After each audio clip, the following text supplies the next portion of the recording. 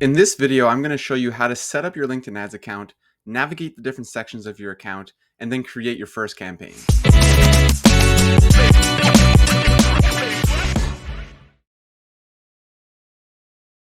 From your LinkedIn homepage, you're going to want to go up here to advertise.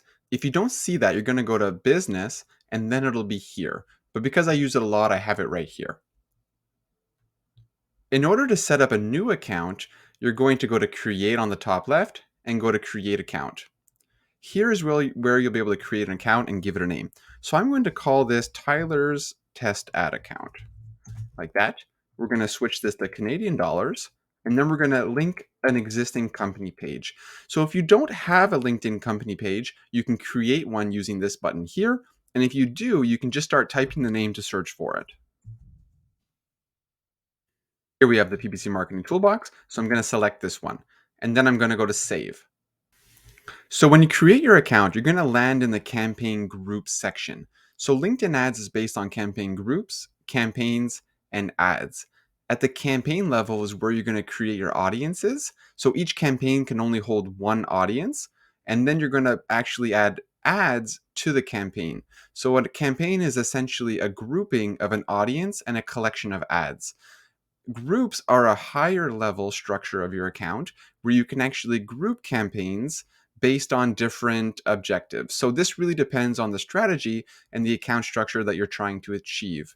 So the main benefit of actually using groups and giving this some forethought is that when you have campaign groups set up, you can actually analyze the metrics of your different groups. So if you're grouping campaigns based on stage of the funnel, you could have a group for your cold audiences, your warm audiences, and your hot audiences.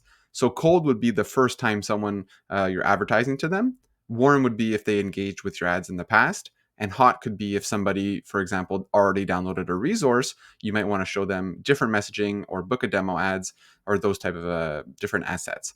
So giving some thought to your structure initially will actually help you manage your account down the line to better optimize it with more clear data, having us that segmented data. So here we have the default group to start. I'm going to put this on pause for now, and I'm going to give it a name. So I'm going to call this group cold, top of the funnel, and then I will call it single image. And then I'm going to keep this off, run continuously from start date, and then I'm going to go save. So that's the cold single image. Now I'll create another one for warm.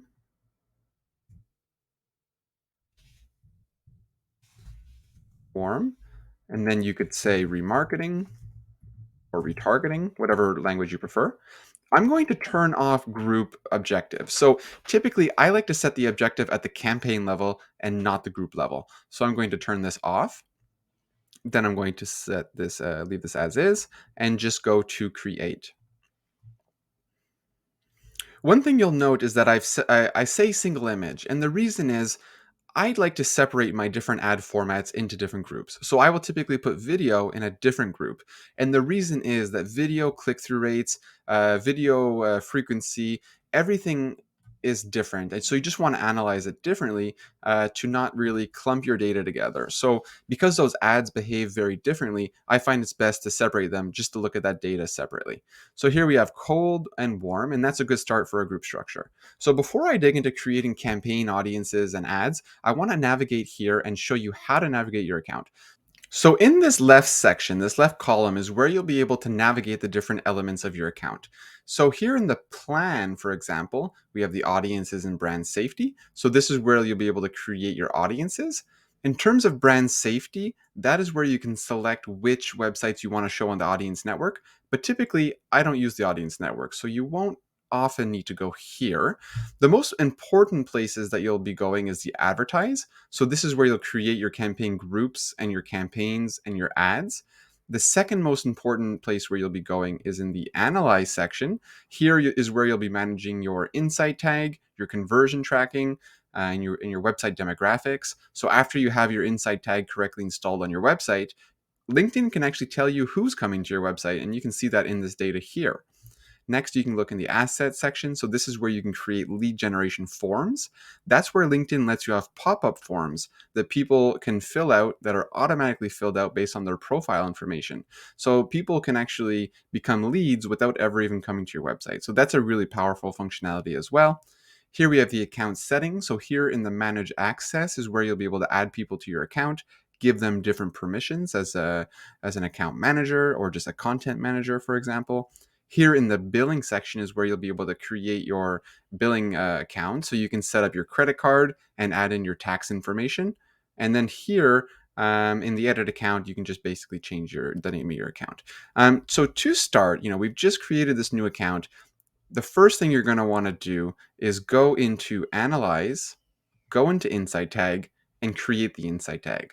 So this is essentially the LinkedIn Ads pixel, and that's going to let you set up remarketing lists, and it's going to let you set up conversion tracking as well. So these are two very important parts of your account, and the first thing to do is to set up your Insight Tag. So you're going to go agree and create, and you're going to use Tag Manager. So what you're going to do is copy this ID. You're going to have Tag Manager correctly installed on your website, and then you're going to have this Insight Tag fire on every page on your website.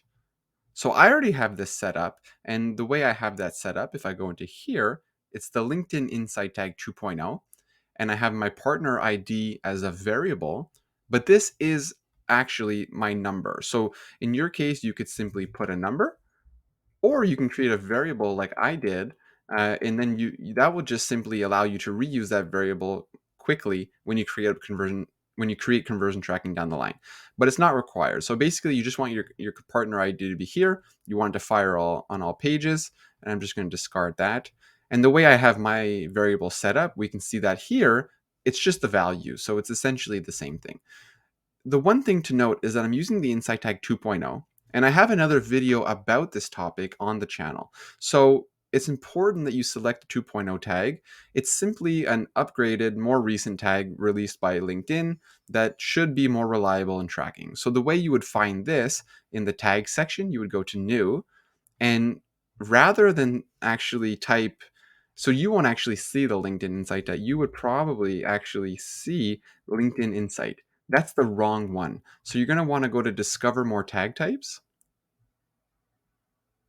And then from here, you'll be able to find the 2.0 tag.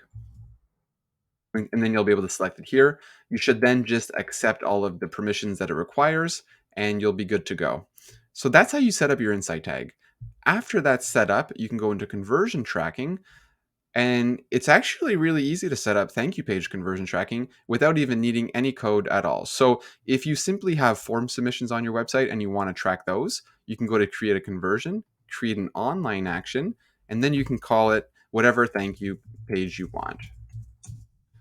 For example, like this. You can give it a value as well, and also a category. So you're going to want to give this the category that's most relevant. In most cases, it'll be lead, request quote, or schedule an appointment. So we'll select lead in this case. I would suggest also to give it a value. That'll help you down the line when you have multiple actions set up, just to try to optimize more for the better ones or the more valuable ones. It just helps you create a more fair representation of your conversions. Then we have our different click and view windows. So this means if someone clicks on an ad and then converts, how long should it look back? So this is 30 days for clicks, 7 days for views, and I will typically leave that as the default. This is where it gets a little more abstract, and this can vary based on account managers and also the account. So there's multiple ways to set up your conversion tracking, and unfortunately, LinkedIn does not have the best conversion tracking attribution system. So what I mean by that, for example, is with Google Ads, you can actually have fractional conversions. So if somebody clicks an ad and then a week later they see a remarketing ad and then they fill out a form, Google can give, 40% to the first ad, 60% to the second. So it can give a fractional of 0.4 and 0.6 to each touch point, or maybe 0.5 or 0.5. But the benefit of that is that when you're looking at your overall numbers, that one form submission is one conversion, and it's split across two campaigns. LinkedIn ads unfortunately does not do fractional conversions. So we see this last touch each, last touch last. If you select last touch each, it'll give a full conversion to each campaign that has touched the user before they converted. So if somebody clicks on an ad, and then a week later they click on a remarketing ad and then they book a demo, you'll have 2 conversions in your account. Each campaign will have a full conversion. So the benefit of this is that you have a better clarity on the user journey and the user path, but you're over counting conversions when you're looking at your cost per conversion metrics. However, when you click last campaign, last touch, it's the opposite, where only the last campaign gets that conversion. So in this case, you're losing that clarity on the customer journey, but you're not over counting conversions. So it's kind of just a thing you have to consider when you select which path to go. In a lot of cases, I choose last touch last. It's not perfect, but to me, I find the last touch each often can be hard to report on, and clients may, you may overestimate. So I tend to go for last touch last, and I do recognize that I am losing some of that attribution there in terms of multiple touch points. So then I would go to next. Here, if you have campaigns set up, you can select which campaigns you want to apply this conversion to. So you're going to select them and then go next. Here is how you can choose how to set up your conversion. So the easiest way is actually using page load, and this would be the thank you page of your form submission. You can also actually do event specific, and that'll take some more work within Tag Manager, where you can set up custom triggers to track button clicks or clicks on an email link or video view plays. Anything that's kind of required that's a little more custom, you can set up using Tag Manager, using event specific.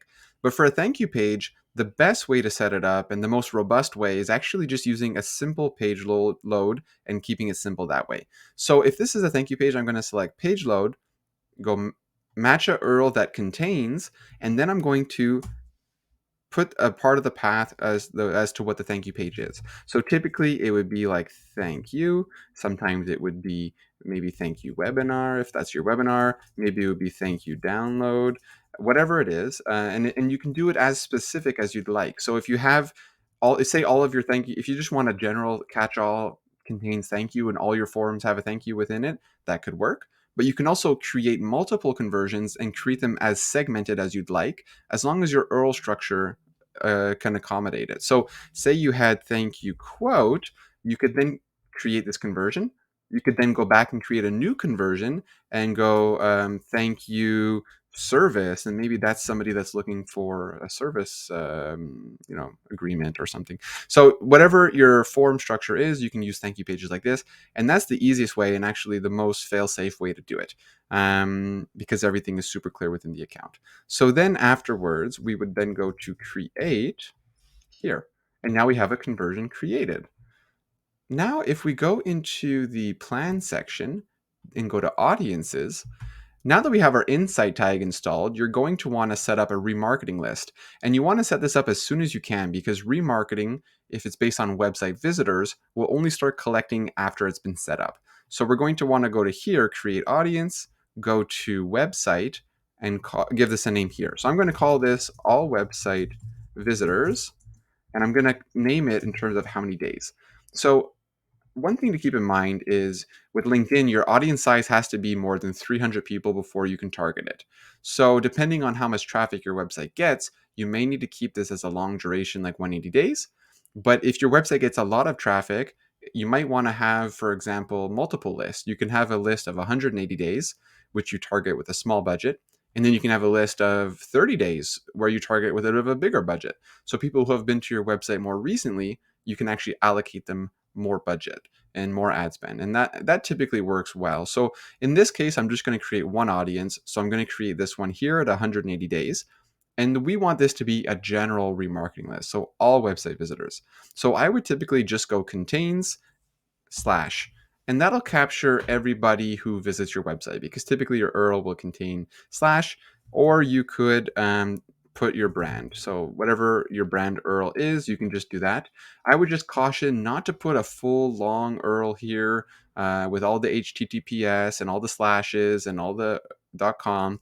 You just want to avoid any chance of your tag not firing. So we like to do a catch-all contains brand to really make sure that you're just not missing any traffic there. So then we're going to go to create, agree and create. And that's that. So this is not no signal yet, but typically after you set it up, you should see that you're getting a signal within a couple of hours. So now we've done most of the hard work of setting up an account. We can see here we've set up our insight tag, we've set up our conversion tracking, we've set up our remarketing list in the audience section. So now we can dig in to create our first audience and campaign.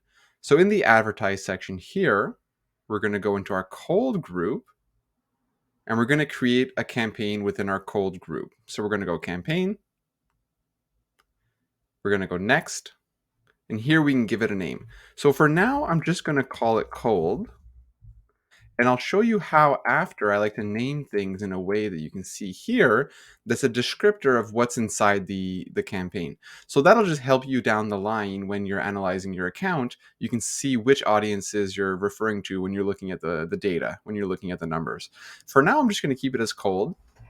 And I'll just touch briefly on the campaign objective. So here is where you're going to select your objective and then afterwards the ad format. So one thing to note is that a campaign can only have one objective and one type of ad. So you have to choose this carefully. They do all work in certain cases. I do have a strong preference for website visits, engagement, and lead generation. So I tend to use these three the most. However, the other ones have their purpose as well. So just to the reason for this is actually because each campaign has chargeable clicks based on different actions. So, for brand awareness, this is good if you want to reach a bunch of unique people, so new people, and to make your budget stretch farther in terms of just trying to reach new people. But the downside is you're forced to use maximized delivery. So, because of that, you're paying for it by impression. So, when you're actually comparing the performance of a brand awareness campaign versus a website visits, the cost per website visit can actually be much higher in a brand awareness campaign. So I tend to avoid this in most cases. However, I do use it sometimes when the goal is really to just try to get new eyes on your ads. So for website visits, for example, you only pay when someone clicks towards the website. So that's great if you just want a simple cost per click, you know it's a click to the website. Engagement, on the other hand, you pay per engagement click. So this includes likes, comments, follows. But the benefit is that your ad actually gets a follow button, so that can be really useful there. Lead generation, you're paying based on if they open the form or essentially if they click on the image or the button to open the form. So you'll pay for that.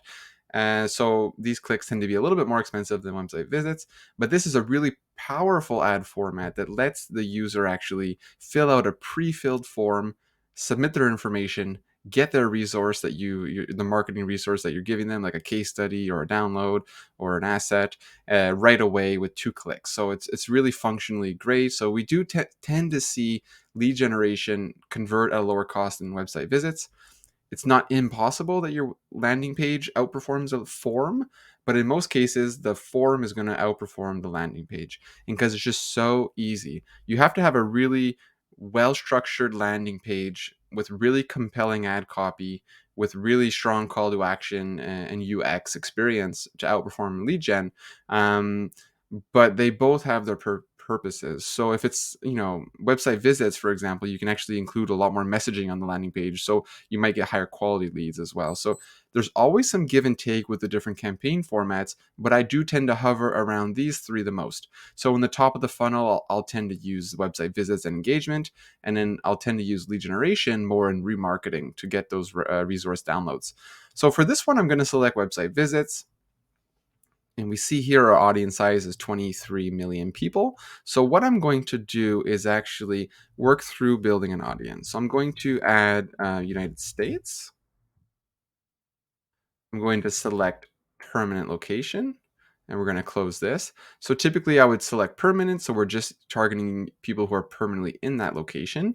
Actually, before I dig into building the audience, I'm going to talk about 3 golden rules about setting up your LinkedIn ads campaign. And if you do these 3 things, you're well ahead of the curve in getting good performance out of your campaigns, or at least much better than you would if you didn't do these things. So let me show you this. So there's 3 things. One of them is enable audience expansion. So we haven't defined our audience yet in terms of demographics here.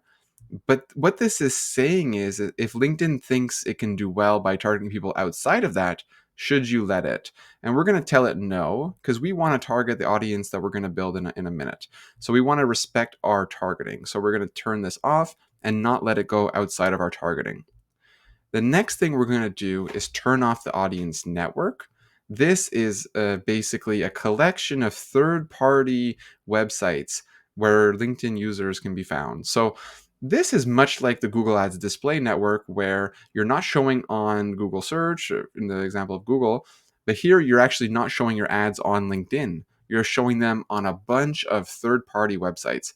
There's some quality websites within that list of third-party publishers, but the majority are not that well known. There's a lot of skepticism in terms of the quality of the traffic that comes from the audience network. So typically, I would suggest to turn this off. And the problem with this is that it eats your budget. If you've turned it on, you're going to find that 95% of your budget is spent on the audience network. Your ads won't even show on LinkedIn. So we're advertising on LinkedIn. We want to target people on LinkedIn. So turn this off as well. Now we're going to set our daily budget, whatever that is. You can set your budget here. And the last thing I'll do is I'll recommend starting with manual bidding.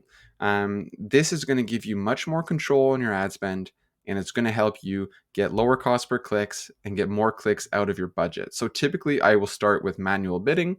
I would turn this off, and I will actually go well below the recommended bids. So I would set this at around $10 to start, and we're going to see if we spend our full daily budget. And if we do, well, we just got better performance than LinkedIn would have, because it's almost guaranteed that if you use maximize delivery, you're going to have higher cost per clicks and get less clicks out of your budget. So you're typically going to try to get better performance out of your campaigns if you set your bids manually and then adjust your bids based on the performance. So we're going to set that as manual. And that's really the top three things to do to really just start to lay the foundation for success. Manual bidding, no audience network, no audience expansion. So now we can actually define who do we want to target. So that's going to depend on the business, who's your ideal candidate or who's your target market. And, that's going to decide how you're going to build your audience. So I'm going to walk through the functionality, and we can use an example.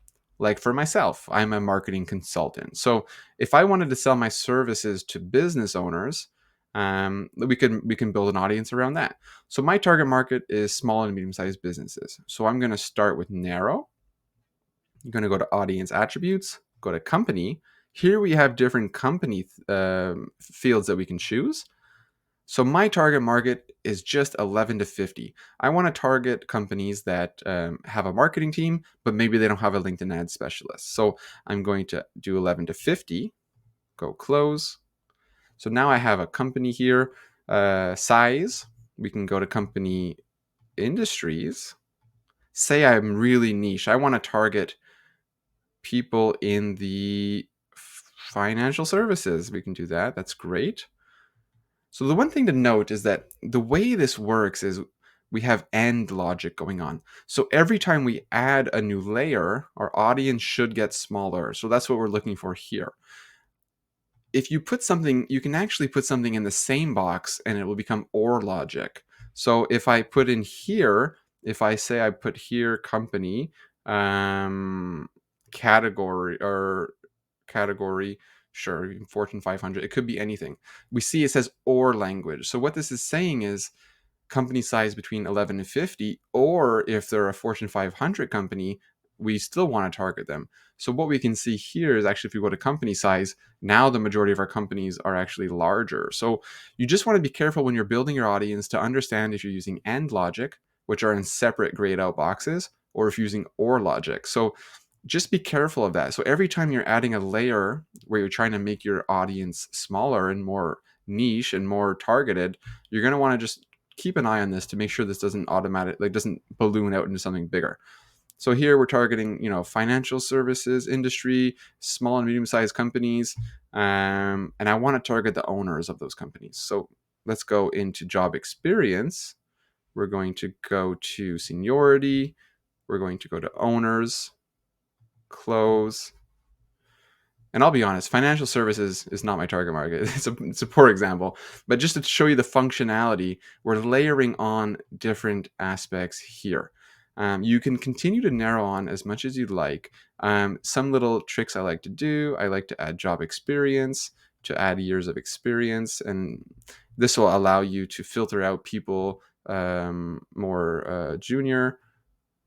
Let's go here.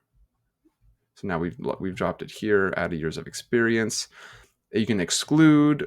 One thing to note as well is that users can actually belong to multiple targeting as well. So if somebody works for a company that's 11 to 50 and they also have a side hustle of a company that they're a startup, they'll actually work for essentially two companies. So they'll be in this category and they'll be in the startup category. So because I don't want to target, for example, startups, I might want to exclude that. So then I could go into exclude. We're going to close this. We're going to go into exclude. You can actually layer on targeting with exclusions. So that's what we'll do here. So we're going to go into company size. I want to exclude this and see we've just dropped it again. So this is like the fundamentals of how you can build your audience. Typically, as a go-to, it really depends on every business. As a go-to, I really do like job seniority combined with job function. I feel like that's a good combination. Alternatively, so if you go into job experience, I like to combine seniority with function, or you could go titles. Titles is a little more specific and it has its use cases, but you're not able to layer on seniority with that. So you just have to keep that in mind.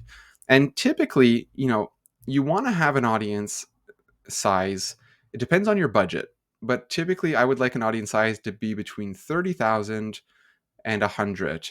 And if you have large budgets, it can get larger. And if you have smaller budgets, it could be smaller. But that's kind of a ballpark, and it is a big ballpark. But um, just keep in mind that you don't want your audience size to be like 3,000 people or 5,000 people. That's too small for a top of funnel campaign, and you're going to exhaust it very quickly. So essentially, you want to just find the balance between your budget and the audience size, and then you're going to want to define your target market using this end targeting. You can also, after you've created your audience, you can then kind of get an idea as to what's inside of it. And you can use that as a guide to actually add exclusions. If you start to say, oh, no, these aren't really relevant for me, you can go and add these as exclusions there. Industries, we can see here. So that's kind of how that works there. So that's how you set up your audience. It's really, you're using AND logic, you're using exclude logic. Some tips I would say is to exclude your competitors, exclude your current company that you're advertising for. You don't want to pay for those clicks. So those will typically be, you might get those clicks. It might help your click-through rate, but it's just going to be, for the most part, wasted ad spend. So within your exclusions, you can then go to company and just add your company name. So this could be your company. So you would just type your company name here, your company, maybe that's that, and then you would add your competitors, you would exclude that as well. So after you've created your audience, you're going to name it. So I'm going to give this a name so that when I come back to it, I can know what it is. So I would say coal company size 11 to 50. I'll say financial industry. And then essentially I would go owners, and I would just give it a number, a rough number, 52K. That's how many people are in this audience. So we made this audience pretty quickly, but you should certainly play around with this, look into each of these, see what's most relevant for your business, and then try to create an audience that reflects who you want to target. Then we're going to keep it as single image, set a daily budget, manual bidding. We're going to add the conversion to the campaign, and we're going to go save and exit, or next to launch. In this case, I'm just going to go save and exit and click save and exit.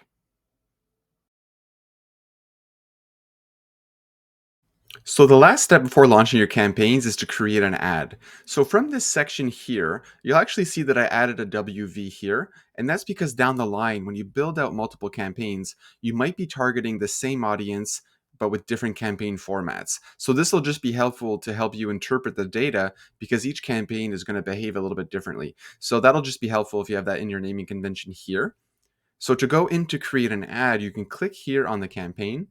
then go to create and create an ad. So here we'll see that we have two options. We can create a new ad or we can browse existing content. So if you already have ads created within the account and you want to reuse them, you can go here. But if you want to create a new ad, you can go here. So here we'll get to actually build our ad out. So typically you'll want to give this a name. So I could call this ad 1. You'll want to describe it a little bit. So this will be a general brand ad. And then depending on your naming convention, you could do what type of call to action. Um, this will just be helpful down the line. So when you have multiple ads and you're analyzing performance, if you do a bit of a description, it'll just help you know what performance is attributed to what ad. So here we're going to add our introductory text. That's the text on the top. For now, I'll just put test so we can just kind of see this a bit quicker. Then we have the destination URL. So that's where you're going to send people after they click on your ad. So say I want to send people to my home website here. I'll go copy this. Then you can use a tool like this, Campaign URL Builder. If you Google Campaign URL Builder by Google, you'll be able to find this link pretty easily. And what it allows you to do is easily add on UTM tags to the end of your URL. So essentially what I could do is I paste my link here. I say campaign source LinkedIn, campaign medium paid social, and then you can go here and grab this URL here. If you wanted to, you can even get more specific. If that fits your use case, you can add the campaign name or content as well. So here I'm going to go copy this. I'm going to come back and bring it here to the destination URL, and then I'm going to click scrape.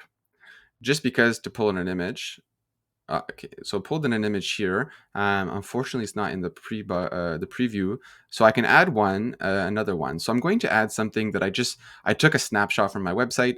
This is not a real ad that I would run, but I just want to show it for the example. So here we have our image. And then we have our headline here, which pulled in from the website scrape before. And then we have a description. So one thing to note is that the description does not actually show on LinkedIn. This will only show when it's on the audience network. But because we're not really using the audience network in most cases, this is not that relevant. You can still fill it out, but it's not going to be seen. So the two most important parts of your ad are the introduction at the top. That's this text here at the top, and then it's the headline. So my you know my advice on this is to test long format and to test short format, and also keep in mind the different campaign that you're using. So if you're using a website visits campaign, it's okay to test longer content in the top, because if somebody clicks the see more button, that's not a chargeable click in a website visits campaign. However, if you're using an engagement campaign, which has the follow button, that's the benefit of an engagement campaign.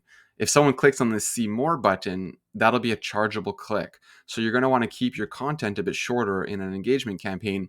And if you want to test longer form content in a website visits, that's totally fine. So basically, you're going to write some good ad copy here in the intro text, write a good headline here. Whether if it's brand awareness, you could leave it like something like this. But if you want to stimulate a call to action, you could put in anything you want here, like you know get the free guide.